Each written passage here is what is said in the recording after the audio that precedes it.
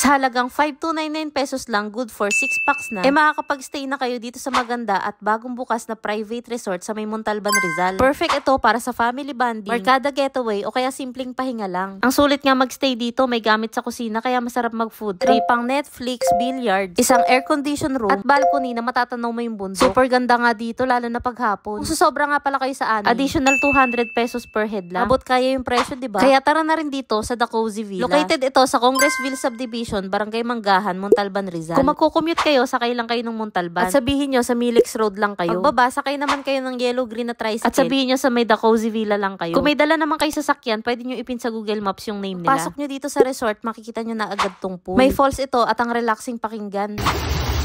Nagustuhan ko yung paligid nitong pool. May maliit na puno, matatanaw mo rin yung bundok at malalagong mga halaman. Ang gandang pagmasdan yan habang nakaupo dito sa gazebo. May upuan dito at duyan. The best nga pumesto dito kung magkakape kayo sa hapon. Kung may isi-celebrate naman kayo dito at magde-decor, dito lang kayo pwedeng magdikit sa board nila. Ayos to para hindi kung saan-saan naglalagay ng decoration. Ito naman yung sofa nila na may pull-out bed. At ang lambot nga mahiga dyan. Lipat naman tayo dito sa activity at dining area. Ito yung mga pwede nyo malibangan dito. Meron silang board games, mga cards na may iba't ibang question about life. Meron ding Bluetooth speaker na may mic at billiards. O diba, hindi kayo maboboring dito sa The Cozy Villa. Ito naman yung mahaba nilang dining table. Maganda na halos lahat malapit sa swimming pool. Para kahit nagbe-billiards kayo, nagsiswimming, kumakain, o kaya naman kayo nagluluto, malapit pa rin kayo sa isa't isa kaya makakapag-banding pa rin kayo. Dito nga pala sa kitchen, meron silang basic cooking wares, dining wares, at may mga appliances tulad ng kettle, rice cooker, griller, at ref. Kung gagamit nga pala kayo ng gas stove, may additional 200 pesos lang. Ito naman yung CR nandito sa corner. Malaki yung CR nila, maganda at malinis. Lipat naman tayo dito sa may taas. Nandito yung fully air-conditioned bedroom. Kahit isa lang yung kwarto, tignan nyo naman malawak tong room. Ayan o, may akyatan dito sa gilid para sa higaan sa taas. Nandito yung 65 inches nilang smart TV na connected sa wifi kaya makakanood kayo ng Netflix o kaya YouTube. Kahit sa taas ka mahiga, itanaw pa rin yung TV. Ito naman yung view sa may balcony. Ayan o, matatanaw nyo dito yung bundok. May lamesa at upuan nga rin pala dito sa labas. At masarap nga magmuni-muni dito. Dito nga kami naupo ni Maynard nung hapon. Ang presko ng hangin. Kung maganda na sa umaga tong resort, mas maganda pa to sa gabi. Kaya sa mga interesado pong mag-book ng overnight at 22-hour stay, ito yung mga rates nila. Panigurado nga mag-e-enjoy kayong barkada o pamilya dito. Kaya sa mga balak pong magpa-reserve, mag-message lang po kayo direkta sa kanilang Facebook page. At i-search nyo lang at The Cozy Villa. Marami pa kaming i-share sa inyo na staycation kaya huwag nyo kalimutang mag-follow. Yun lang, maraming salamat po sa panonood. Bye!